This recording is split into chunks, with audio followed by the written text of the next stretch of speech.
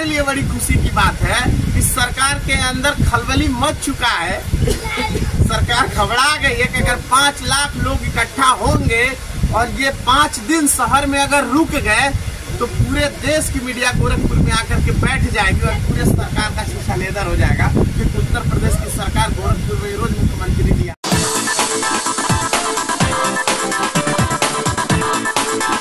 तभी उस तरीके की बात भी करते हैं।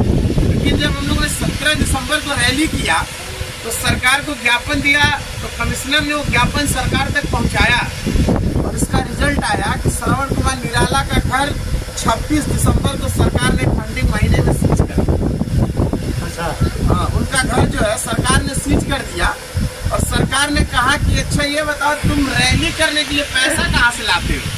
कम से कम 400 इतने लोगों को तुम इकट्ठा किए हो, 1.5 लाख लोगों को कहाँ से पैसा ले आए हो? इतने लोगों को इकट्ठा करने के सरकार रैली करती है तो जितने गांव में सफाई कर्मचारी है उनको बुला लेती है, पूरे पुलिस प्रशासन को बुलाती तब भी भीड़ नहीं जुटा पाती है। तो उनसे कह रही है कि तुम कहाँ से 1.5 लाख लोगों को पैसा लगा करके ले आए? और उनका घर सीज करने के लिए मैं तो साथ में था, लगभग 480 के लोग और कितने डीएम एसडीएम सबके सब पहुंचे हुए थे। वो यही चाह रहे थे कि किसी तरीके से झगड़ा हो, झंझट हो, ताकि इनके ऊपर FIR कर दिया जाए, इनको जेल दे दिया जाए और ये झंझट खत्म हो जाए। जमीन का मुद्दा ही ये जो उठा है इसको खत्म कर दिया जाए। लेकिन हम लोग हाई कोर्ट गए, घर छुड़ा लाए। सरकार क्या करेगी? घर ही तो गिरा सकती है या कुछ कर सकती है, लेकिन हमारे हौसलों को नहीं तोड़ सकती। फिर हम लोगों ने 17 मार्च को एक जन आंदोलन किया जमीन के मुद्दे पे कमिश्नर के यहाँ, और हमने उनको ये चेतावनी दे के आए कि 17 दिसंबर को तो हम आपको चेतावनी दे रहे हैं, अगर आपने हमारी बात नहीं सुनी तो हम लोग 10 अक्टूबर को फिर वापस आएंगे, 5 लाख लोगों के साथ आएंगे। और हमने आंदोलन रखा, घेरा डालो डेरा डालो। जो आपके हाथ में कागज है कमिश्नर कार्यालय पे 10 अक्टूबर को घेरा डालो डेरा डालो आंदोलन है। जमीन मिलेगी तभी हटेंगे, नहीं तो हम वहीं डटे रहेंगे। आप लोगों को हम खाली न्योता देने आए कि जन आंदोलन है। जैसे आप लोग आज तक किसी के खेत में काम करते रहे, किसी परिवार में काम करते रहे, किसी जमींदार के यहाँ करते रहे, लेकिन एक दिन 2 दिन अगर रुकना पड़े आप आ जाइए, शायद आपकी लड़ाई इतनी सक्षम हो कि आपको 1 एकड़ जमीन मिल जाए। लेकिन ये सवाल बार बार आ रहा है कि कहाँ बा जमीनियाँ, मिली कहाँ से? अपने ही बगल में एक राज्य है तेलंगाना, नाम सुने होंगे आप लोग। वहाँ पे लोगों ने जन आंदोलन किया और 2 सालों में वहाँ की सरकार ने वहाँ के दलितों और पिछड़ों को 3-3 एकड़ जमीन दे दिया। हमारे उत्तर प्रदेश में कहा जन आंदोलन किया तो 3-3 एकड़ जमीन दिया और साथ में एक मुश्त 10 लाख रुपया भी दिया। उसने कहा मैं जमीन दे रहा हूँ तो खेती कहाँ से करेंगे, ये व्यवसाय कहाँ से करेंगे? तो साथ 10 लाख रुपया भी दिया। उस जन आंदोलन की ताकत है। तो अगर तेलंगाना दे सकते तो उत्तर प्रदेश क्यों नहीं दे सकता? हमारा सरकार से सीधा सवाल। भाई तेलंगाना की सरकार दे सकती है तो उत्तर प्रदेश की सरकार क्यों नहीं दे सकती? आपकी बात चाचा बिल्कुल सही है कि हम ज्यादा लोग हैं, जमीनें नहीं है।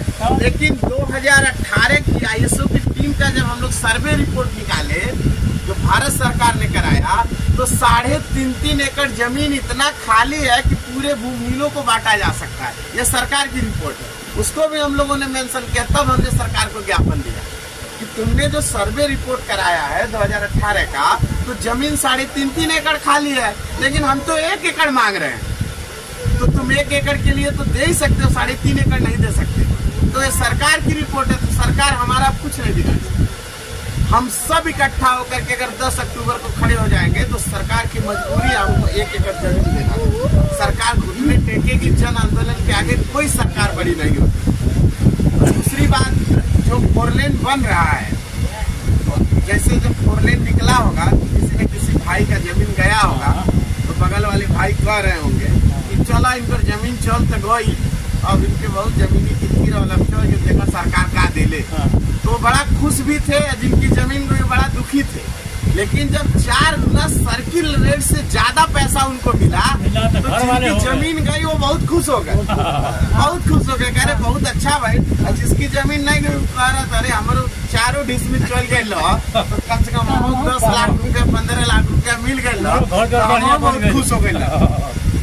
तो आखिर सर्किल रेट से 4 गुना सरकार पैसा दे करके 4 लेन बनाने के लिए जमीन खरीद रही है और 4 गुना पैसा लगा के उस सड़क को बना रही है ताकि उस पर ट्रक बस चले। हमारे इतने भाई लोग बैठे माताएं, शायद किसी के पास 4 पहिया गाड़ी हो, एक आध लोगों के पास हो सकती है। हम लोग कितने लोग 4 लेन पे चलते हैं? नहीं, हम लोग कितना टोल टैक्स भरेंगे?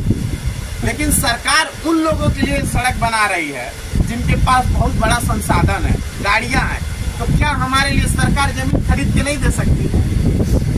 क्योंकि हम 1 एकड़ की मांग कर रहे हैं कि जिनके पास 1 बीघा जमीन हो उनको 2.5 बीघा का अगर एकड़ है तो 1.5 बीघा देकर के उनका 1 एकड़ तुम पूरा करो। जिनके पास 15 डिसमिल जमीन है, 20 डिसमिल जमीन है, उनको तुम उतना जमीन दो उनका 1 एकड़ पूरा हो जाए। जिनके पास 1 गुर भी जमीन नहीं उनको तुम 1 एकड़ जमीन दे दो। ये हमारी सरकार से मांग है। और इसका नतीजा क्या निकला चाहता? तो हम लोगों ने आंदोलन किया कि आप लोग पेपर में पढ़े होंगे 1 महीने पहले 29 जिलों में चकबंदी का पूरे उत्तर प्रदेश में आदेश हुआ। हाँ सुने हैं। अब इसका यही नतीजा है, चकबंदी का आदेश हुआ है और अगल बगल में पता करिए सीलिंग की सारी जमीनें सरकार इकट्ठा करना चालू कर दी। ये हमारे लिए बड़ी खुशी की बात है कि सरकार के अंदर खलबली मच चुका है। सरकार घबरा गई है कि अगर 5 लाख लोग इकट्ठा होंगे और ये 5 दिन शहर में अगर रुक गए तो पूरे देश की मीडिया गोरखपुर में आकर के बैठ जाएगी और पूरे सरकार का शीशा लेदर हो जाएगा। क्योंकि उत्तर प्रदेश की सरकार गोरखपुर में रोज मुख्यमंत्री जी आते हैं, हर 3 दिन बाद मंदिर में पूजा करने आते हैं, सड़क का उद्घाटन करने आते हैं। तो अगर हम 5 लाख लोग एक साथ इकट्ठा होकर के अपने मांग को रखेंगे तो मुख्यमंत्री को हमारे बीच आना होगा और हमारी बात को मानना भी। तो चकबंदी में जमीनें इकट्ठा करना चालू कर दिया, सीलिंग की जमीन इकट्ठा करना चालू कर दिया। तो अंदर खाने से ये भी पता चलता है कि सरकार में जब खलबली मची है तो ये सोच रहे हैं कि पहली बार अगर